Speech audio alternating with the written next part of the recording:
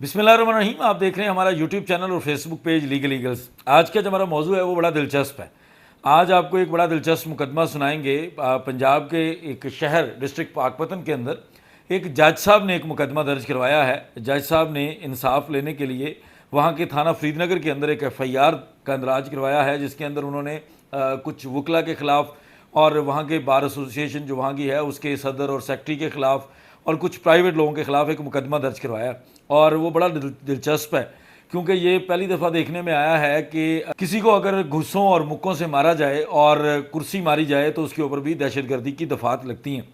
ये बड़ा दिलचस्प मुकदमा है। आपको सबसे पहले इस FIR के बारे में बताएंगे, फिर इसके जो असल हकायक हैं, जो अंदरूनी कहानी है इस सारे मामले की, वो भी आपके साथ शेयर करेंगे। ये FIR है जी थाना फरीदनगर की और ये ज़िला पाकपतन है और वहाँ पे ये जज साहब हैं जिनका नाम है शाहिद हुसैन फतेहाना। ये सिविल जज हैं दर्जा अव्वल के और मजिस्ट्रेट हैं दफ़ा 30 के। इनके पास फौजदारी के मामलात हैं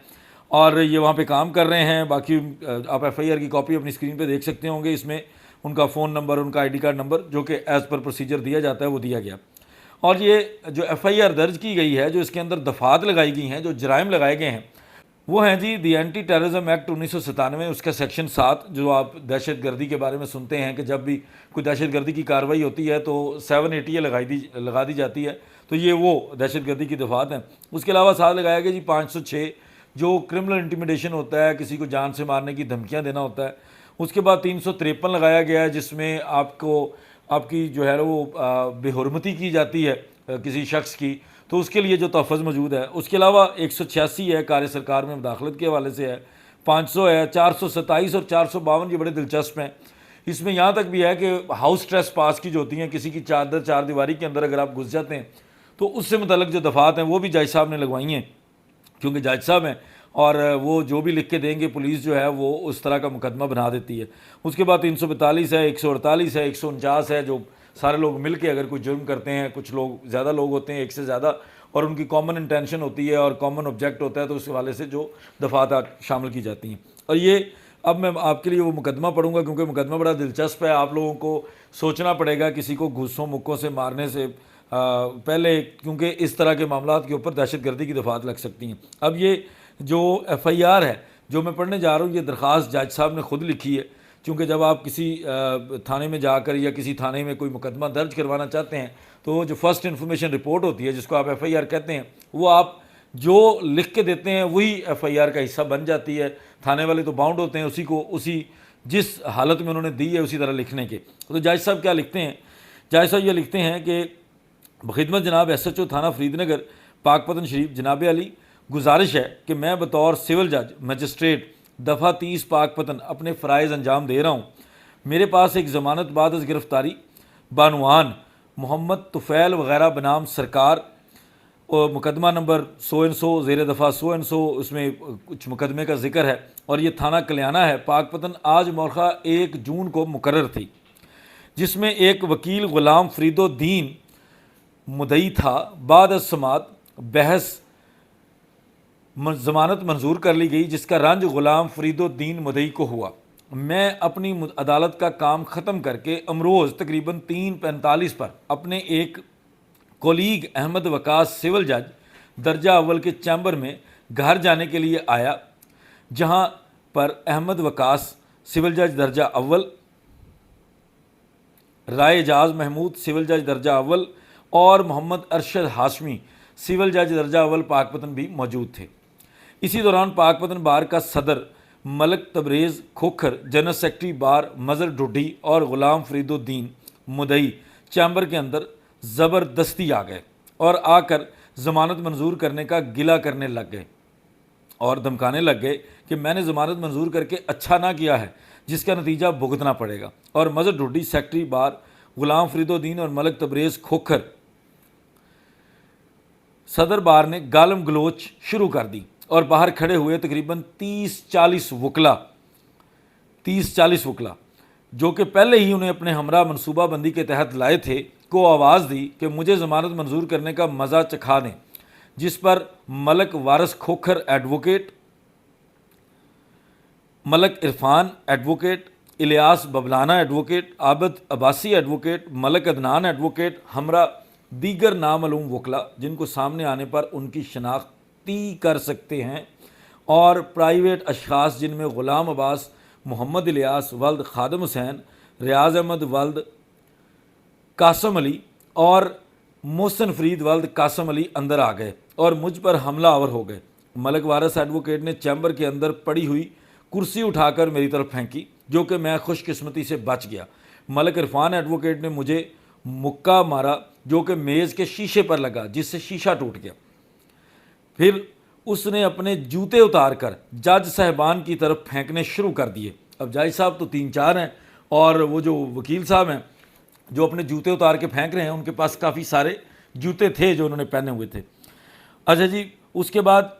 जज साहब फरमाते हैं और इसी दौरान वकला ने घूंसों और मुक्कों से मुझे और दीगर जज साहबान को मारना पीटना शुरू कर दिया और मारते पीटते हुए चैम्बर से बाहर बरामदे में निकाल लिया, जिससे आम आवाम में खौफ व हरास पैदा हो गया।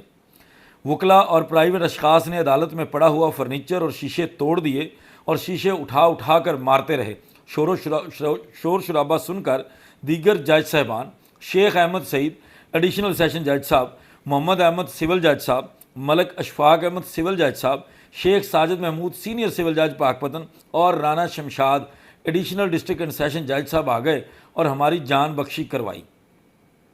हमलावर वकला और प्राइवेट अशखास गालम गलोच करते हुए और कत्ल करने की धमकियां देते हुए चले गए और कहा कि हम इन अदालतों को जो हमारी मर्ज़ी के फ़ैसले ना करती हैं आग लगा देंगे और किसी को भी अदालती अमूर अंजाम नहीं देने देंगे। लिहाजा इल्ज़ाम लहान के ख़िलाफ़ मुकदमा दर्ज करके हस्बे ज़ाब्ता कार्रवाई अमल में लाई जाए। उसके बाद जनाब ने साइन किए हैं और उस वक़्त उन्होंने दरख्वास्त ये दे दी है। अब जो मज़े की चीज़ है, जो अगेन मैं जो आपको कह रहा था कि जो हकीकत है, उस हकीकत में जाने से पहले तो जज साहब की जो FIR है उसके बारे में थोड़ी सी बात कर लेते हैं कि जज साहब ने ये जो FIR लिखवाई है, वैसे तो ये जज साहब बैठे हैं फौजदारी के मुकदमात सुनते हुए और इनको भी ये नहीं आइडिया कि वो FIR में क्या क्या चीज़ें लिखवा रही हैं जो कि उनकी अपनी ही बातों में कॉन्ट्रडिक्शंस हैं कि वो 3:45 पे अपना काम ख़त्म करते हैं, जब यहाँ तो हालात ये हैं कि जजेस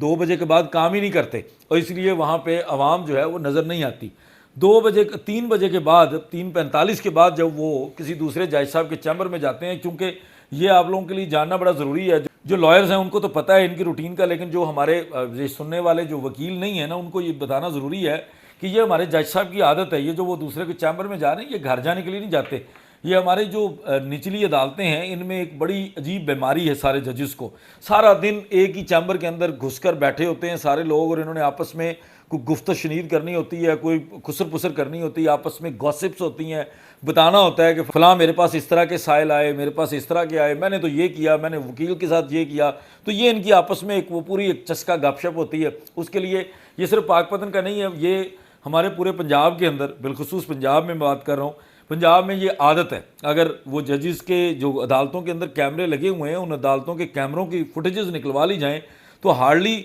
ये सुबह से लेकर शाम तक में तकरीबन 2 से 3 घंटे से ज़्यादा कोई भी जज जो है वो अपनी अदालत में बैठने के लिए तैयार नहीं है। बाकी टाइम ये कोई कभी किसी के चैम्बर में, कभी किसी के चैम्बर के अंदर, जैसे ये लोग एक पार्टी कर रहे होते हैं हर वक्त, वो इनका माहौल होता है। इसी तरह ये जज साहब भी उधर जाके बैठे थे।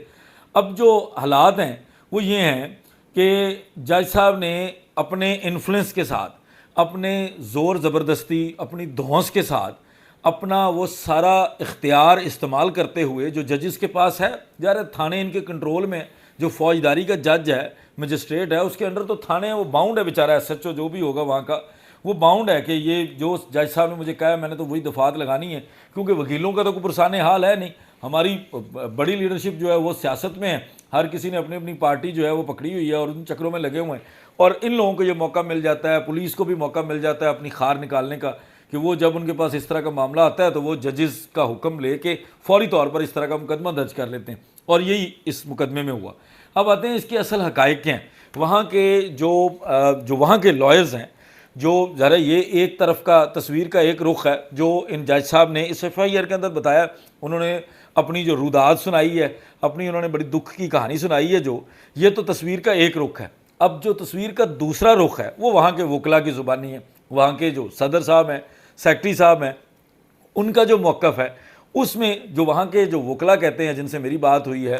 कि हालात ये हैं कि सबसे पहले तो ये जज साहब करप्ट हैं। ये उन वकील साहब के मुताबिक ये जज साहब जो है ना वो कोई काम नहीं करते। ये जज साहब जो है ना वो इनकी रिप्यूट जो है वो बड़ी करप्ट है। वकील साहब के घर के अंदर हमला होता है, उनकी अपनी एक ख़ानदानी लड़ाई है जिसमें वकील साहब के वालिद साहब ज़ख्मी होते हैं और इस तरह का मामला होता है और वो एक मुकदमा दर्ज करवाते हैं। वो मुकदमा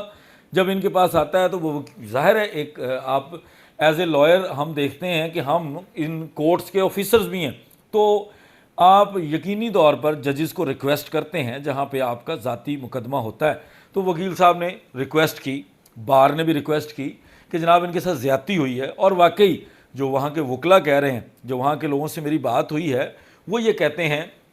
कि वाकई उन वकील साहब के साथ ज़्यादती हुई, उनके वालिद साहब को मारा पीटा गया जिसकी बाबत उन्होंने ये मुकदमा दर्ज करवा रखा था। और इन जज साहब के पास जब ज़मानत आई, ये ज़मानत बाद गिरफ़्तारी थी जिसमें मुलज़म जो था वो जेल था, अभी कुछ ज़्यादा दिन नहीं हुए थे। और ये इनके पास जब ये मुकदमा आया तो उनके मुताबिक जो मुद्दई हैं उनके मुताबिक जज साहब ने गलत फ़ैसला किया और जज साहब ने उनको रिलीफ दिया किसी प्रेशर में आके, किसी इन्फ्लुएंस में आके, कोई पैसे पकड़ के या किसी भी वजह से। लेकिन जज साहब ने रिगार्ड नहीं किया कि एक वकील के घर के ऊपर हमला हुआ है, उसके वालिद साहब को मारा पीटा गया, उसको मारा पीटा गया, लेकिन उन्होंने इस तरह का कोई नोटिस नहीं लिया, इन चीज़ों को बॉदर नहीं किया और उन वकील साहब के ख़िलाफ़ जो है वो उनकी मुद्दईयत में जो मुकदमा था उसमें वो दूसरे मुलजमान की ज़मानत मंजूर कर ली और वकील साहब के ख़िलाफ़ फ़ैसला सुना दिया। अब होता यह है कि जब ये जज साहब अपनी गपशप के पॉइंट के ऊपर जाते हैं उन जज साहब के चैम्बर में जिनका इन्होंने जिक्र किया और वहाँ पे और भी लोग इकट्ठे हुए होते हैं, ये सारे लोग अपनी उन गॉसिप्स में मसरूफ़ होते हैं, तो वो वकील साहब इनके पास जाते हैं और इनको गिला करते हैं। जो वहाँ के वकला कहते हैं उसके मुताबिक, तस्वीर के दूसरे रुख के मुताबिक, सिर्फ वो वकील साहब जाते हैं और उनके साथ शायद उनका कोई एक आध दोस्त होता है, लेकिन सदर और सेक्रेटरी अभी इनके पास नहीं जाते। जब वो इनके पास जाते हैं वो इनसे रिक्वेस्ट करते हैं और उनको बताते हैं कि जनाब आपने ज़्यादती की है, आप देखें आप उनकी ज़मानत ले रहे हैं और आपने अच्छा नहीं किया, मैंने आपको गुजारिश की थी कि मेरे साथ बड़ी ज़्यादती हुई है, मेरे वालिद साहब को मारा पीटा गया है, तो हमारा इतना तो हक़ बनता है कि आपको हम सारी चीज़ें जब सही बता रहे हैं तो हम आपसे ऑफ द रिकॉर्ड ये भी कह सकें कि सर इसमें इंसाफ ही है जो हम आपसे मांग रहे हैं। ज़ाहिर तो ज़ाहिर है अदालतों के ऊपर अब लोगों को अगर भरोसा हो तो अदालतों में कत्ल ना हो, जो वाक़यात हो रहे हैं तो लोगों को इतना ज़्यादा भरोसा है नहीं हमारे निज़ाम अदल के ऊपर। ये मैं ख़ास कर निचली अदालतों की बात कर रहा हूँ जो आए दिन हम वारदातें सुनते हैं या इस तरह के वाक़यात सुनते हैं जिसमें अदालतों के बाहर अहाते के अंदर ही जो है ना वो लोग अपना बदला ले रहे होते हैं, कत्ल कर रहे होते हैं। तो वो इसी वजह से है कि उनको इन अदालतों के ऊपर भरोसा नहीं रहा कि यहाँ पर हम खपते रहेंगे सालों साल। लाहौर हाईकोर्ट के अंदर खातून अपने मुकदमे में 35 साल से खप रही थी और उसने आखिरकार चीफ जस्टिस साहब को यही कह दिया कि जनाब अगर मुझे इंसाफ नहीं दिला सकते तो मुझे वापस इंडिया भेज दें, मैं क्यों यहाँ आने की गलती की है, पाकिस्तान में मुझे इंसाफ नहीं मिल रहा। तो इस तरह के वाक़यात तभी होते हैं जब आपकी अदालतें सही से काम नहीं कर रही होती। तो यही हुआ, उन वकील साहब ने जो आके, जो फरीदुद्दीन साहब हैं, उन्होंने जाके इनसे अर्ज़ की कि जनाब ये आपने ज़्यादती की है, इसके बारे में कुछ नज़रसानी करें। जिस पर जज साहब आग बगोला हो गए और जज साहब ने कहा तुम्हारी ज़रूरत कैसे हुई चैम्बर में आने की। अब जज साहब की ज़ाती मलकियत तो वो चैम्बर है नहीं, जज साहब तो नौकर हैं और उस नौकरी के दौरान उनको बैठने की एक जगह दी जाती है चैम्बर। लेकिन जज साहब ने कहा भाई मैं तो बादशाह सलामत हूँ, तुम्हारी अंदर आने की हिम्मत कैसी। और वहाँ पे तू तकरार हुई जिस पर जज साहब ने रिपोर्टरली उन वकील साहब जिनके साथ मेरी बात हुई उनके मुताबिक वहाँ पर जज साहब को मतलब गुस्सा आ गया और इनकी आपस में एक लड़ाई वाली फ़िज़ा बन गई। और जो रिपोर्टरली वहाँ कहा जाता है कि सदर और सेक्रेटरी साहब को ये पैगाम दिया जाता है कि वहाँ जाएं, वहाँ एक मसला हो गया जिसमें वकील साहब और जजों का आपस में मसला हो गया। और जिस तरह जज साहब की अपनी FIR है जिसमें वो बता रहे हैं कि वो एक अच्छी खासी तादाद में 3-4 जजेस बैठे थे वहाँ पे ऑलरेडी, और इनके पास आपको पता है अदालतों का स्टाफ भी होता है, वो भी बेचारा इनका मुलाजम है। जिस तरह ये कहेंगे ये तो वो तो पढ़ जाते हैं, वकील हो या कोई भी हो, पुलिस वाला हो, तो मारते हैं फिर लोगों को। तो ऐसे ही हुआ, वहाँ पे ये हालात बन गए जिसके ऊपर सदर और सेक्रेटरी को वहाँ पे इंटरवीन करना पड़ा। ज़ाहिर है वो बार के कस्टोडियन है, बार ने उनको अपना बड़ा चुना है और इस अपने जितने टेन्योर के लिए वो सदर और सेक्रेटरी होते हैं उस टेन्योर में उनकी जिम्मेदारी है कि वो बार के अंदर जो है वो एक बैलेंस रखें, बार और बेंच के ताल्लुकात को अच्छा रखें। तो सदर और सेक्रेटरी साहब जब वहाँ पहुँचते हैं,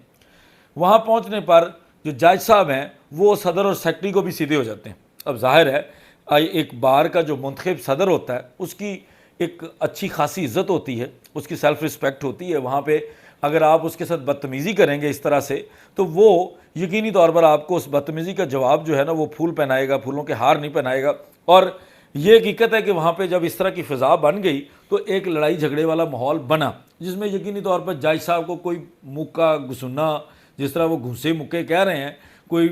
टांग शांग पड़ गई होगी, कोई ठुड्डा लग गया होगा, जिस पर जज साहब ने कहा कि अब मैं आप लोगों को छोड़ूंगा नहीं। मैं सदर, सेक्रेटरी और बाकी तमाम लोगों को, और उसके साथ उन्होंने कुछ बेचारे मासूम जो हमारे सिविलियंस होते हैं, जो नॉन लॉयर्स हैं, जो वकील नहीं हैं, सादा लिबास में लोग थे, उनके ख़िलाफ़ भी उनके नाम नूम पता करके या जो भी जहाँ से भी, और इनके क्लर्कों को भी, सबको उन्होंने मिला जुला के उन्होंने वहाँ के थाने फरीदनगर के SHO को हुक्म दिया कि भाई तुमने ज़बरदस्ती FIR बनानी है और इन लोगों को मैंने मज़ा चखाना है। तो ये करके जज साहब ने ये प्लान किया। अब आते हैं जो जज साहब की इस FIR की हैसियत क्या है, ये जो उन्होंने दहशत गर्दी की दफात लगवाई हैं, ये कहाँ से ये बनती भी हैं कि नहीं बनती। अगर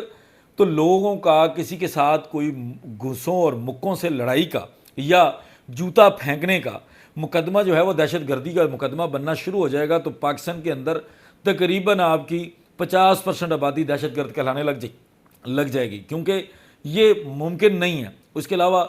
बारहा मरतबा सुप्रीम कोर्ट और पाकिस्तान की जजमेंट्स आ चुकी हैं। ये जज साहब शायद मेहनत नहीं करते, इनको पता नहीं है कि सुप्रीम कोर्ट ने भी कहा हुआ है कि कौन से मामला के अंदर दहशत गर्दी की दफात लगनी है, तो इसलिए ये मामला उनमें भी नहीं आता। उसके बाद माशाल्लाह से जज साहब ने उस चैम्बर को अपना घर, अपनी बैठक समझते हुए बीच में हाउस ट्रेस पास की भी उन्होंने प्रोविजंस लगवा दी हैं। उन्होंने दफात जो हैं वो हाउस ट्रेस पास, जिसमें चादर चार दीवारी को क्रॉस करते हैं आप किसी की, वो भी लगवा दी हैं। भैया आपकी चादर चार दीवारी का तकद्दस कैसे बेमाल हो जाएगा। वो चैम्बर आपकी नौकरी के लिए आपको दिया गया है, आप नौकर हैं सरकार के, आप नौकर हैं, लाहौर हाई कोर्ट के अंडर काम करते हैं,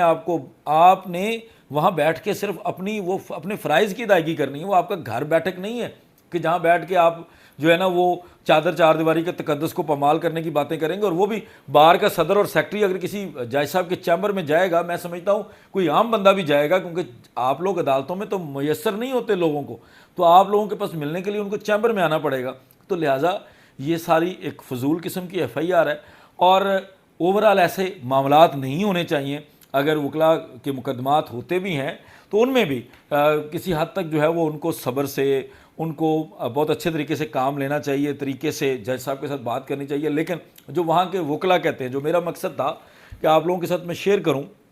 कि तस्वीर का दूसरा रुख क्या है, वहाँ के लोग क्या कहते हैं। अब ये एक रुख तो FIR है जो जज साहब की कंटेंशन है, जज साहब का बयान है, और दूसरा रुख है जो वहाँ के वकला कहते हैं। अब जो होगा फर्दर इन्हीं जजों की अदालतों के अंदर ही फैसला होगा, जो जज साहब वहाँ पे बैठे हैं, क्योंकि मामला वहाँ का है तो वहीं पे उसी शहर की अदालतों ने फैसला करना है। उम्मीद है कि वो फैसला अच्छा होगा, और अगर इसमें ज़रा सा भी कोई खदशात हुए तो हमारी भी गुजारिश है कि लाहौर हाई कोर्ट इसका नोटिस ले, और हमारी पंजाब बार काउंसिल इसका नोटिस ले, हमारी बड़ी बार्स जो हैं वो इसके अंदर शामिल हो, हमारी वकला की जो लीडरशिप है, जो हमारे कायद हैं, बड़े जो वकला के बड़े लीडर्स हैं, वो इसमें इन्वॉल्व हों और इस तरह के मामलात को कम से कम टाइम के अंदर और अच्छे तरीके से सुलझाएं। क्योंकि अब इस वक्त वहाँ पे फ़िज़ा ये बनी हुई है कि आज कोई काम नहीं हुआ। डिस्ट्रिक्ट बार एसोसिएशन पाकपतन के अंदर लोगों का कोई काम नहीं हुआ, क्योंकि वकला साहबान जो हैं वो अपने एहतजाज के अंदर हैं, क्योंकि उनके साथ ज़्यादती हुई है, वो ये कहते हैं, और जज साहबान अपने मामलात के अंदर हैं। और ये जज साहबान भी इस तरह के मौके पे काम नहीं करते,